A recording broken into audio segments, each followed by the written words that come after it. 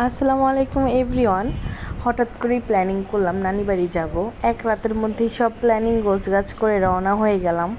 আজকে প্রায় 3.5 বছর পর আমি নানি বাড়ি যাইতেছি।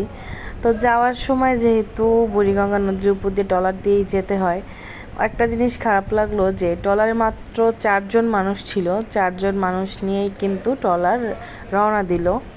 এগুলো যেহেতু 15 মিনিট পর পর ছাড়ে, সেক্ষেত্রে যে কয়জন মানুষ হয় ওইটা নিয়েই তাদের ছাড়তে হয়।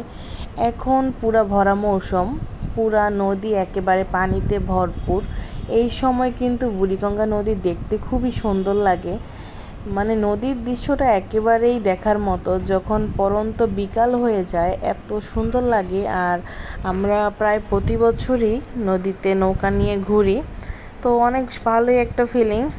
আর তার থেকে বেশি একটা ফিলিংস হলো যে অনেক দিন পর নানি বাড়ি যাচ্ছি, ছোটোবেলার মতোই একটা ভালো লাগা কাজ করতেছে।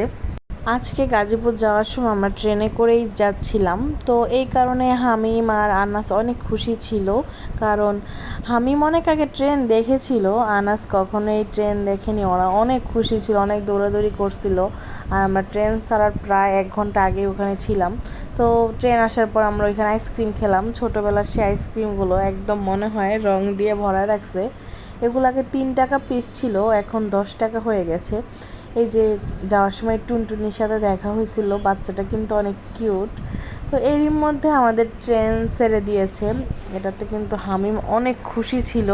তার আগ্রহ মানে অদ্ভুত, সে বাইরের দিকে তাকিয়ে তাকিয়ে দেখতেছিল আর অনেক খুশি ছিল। আগে আব্বা গাজীপুর যেতে দিত না, কারণ বাসে অনেক পরিমাণ সমস্যা হতো এই কারণে। তো এখন আমরা ট্রেনেই যাই। ট্রেনের জার্নিটা কিন্তু আসলেই খুব ভালো লাগে। কোনো ঝাঁকি নাই, কোনো দুর্গন্ধ নাই, খুব ভালোই লাগে। যাওয়ার সময় আমি মোবাইলটা বাইরের দিকে দিয়ে ভিডিও করতেছিলাম, এই কারণে মা আমাকে অনেক বকাবকি করতেছিল, কারণ ট্রেনে নাকি যাওয়ার সময় অনেক মানুষের মোবাইল চুরি হয়, ছিনতাইকারীরা হাত থেকে টান দিয়ে নিয়ে যায়। যাওয়ার সময় দেখলাম এদিকে একটা মেলা হইতেছিল, এখানে তো মা আরও বকতেছিল যে এদিকে মোবাইল নিয়ে যাবে।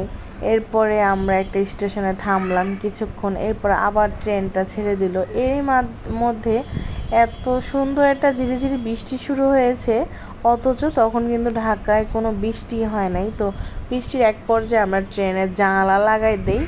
এইটা দেখে তো আনাস কান্নাকাটি শুরু করছে। এরপর আবার জানালা খুলে দেওয়ার পরও হাত ভিজাইতেছিল।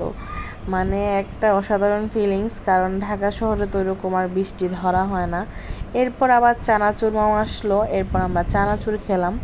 আর ট্রেনে এক এক জিনিস একটু পর পর আসে, এগুলো কিন্তু কিনে কিনে খেতে খুবই ভালো লাগে।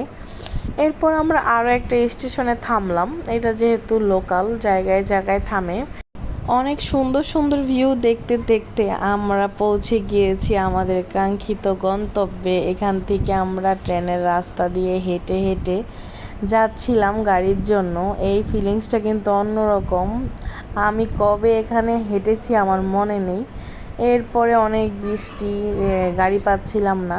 তো কিছুক্ষণের মধ্যেই পৌঁছে গিয়েছি। এই যে গিয়ে আমার খালাতো ভাইয়ের দেখা।